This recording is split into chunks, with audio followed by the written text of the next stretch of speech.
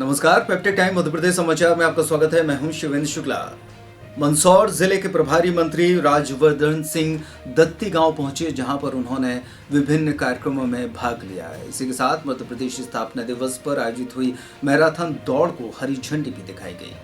Rajvardhan Singh collectorate में हुए विभिन्न आयोजनों में शामिल हुए। यहां मीडिया से बात करते हुए उन्होंने कमलनाथ द्वारा उपचुनाव को लेकर ट्वीट के जरिए बीजेपी पर लगाए धनबल और प्रशासनिक मशीनरी के आरोपों को हास्यास्पद बताया है। उन्होंने कहा कि झाबुआ उपचुनाव में जब कांतिलाल भूरिया लड़े थे, उस दौरान कांग्रेस ने ही धनबल का उपयोग किया था, इसलिए शायद वे सोच रहे हैं कि सभी ऐसा करते हैं। जोबट को कांग्रेस का क्षेत्र बताते हुए उन्होंने कहा कि जोबट सहित कई क्षेत्र की जनता हमारे साथ है।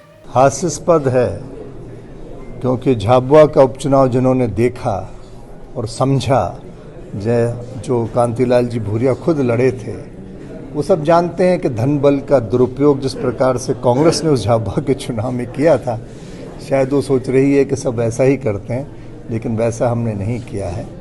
जो कांग्रेस के क्षेत्र रहे हैं, चाहे जोबट रहा हो, चाहे अन्य क्षेत्र रहे हैं, वहाँ पे जनता हमारे साथ है। और जनता साथ इसलिए है कि समूचे कोरोना काल में जहाँ कांग्रेस कहीं दिखी ही नहीं धरातल पे, हमारा कार्यकर्ता, हमारे लोग, हमारी सरकार सेवा ही संगठन के भाव से कार्यरत थी।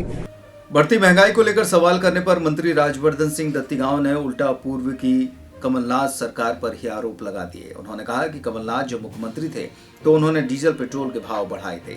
मैं आप सबको बताना चाहूँगा, जब माननीय कमलनाथ जी मुख्यमंत्री थे तो कमलनाथ जी ने डीजल पेट्रोल के भाव बढ़ाए थे, और कमलनाथ जी ने सिर्फ डीजल पेट्रोल के भाव बढ़ाए, जो प्रतिकार किया विपक्ष ने तो वो उसको टाल गए।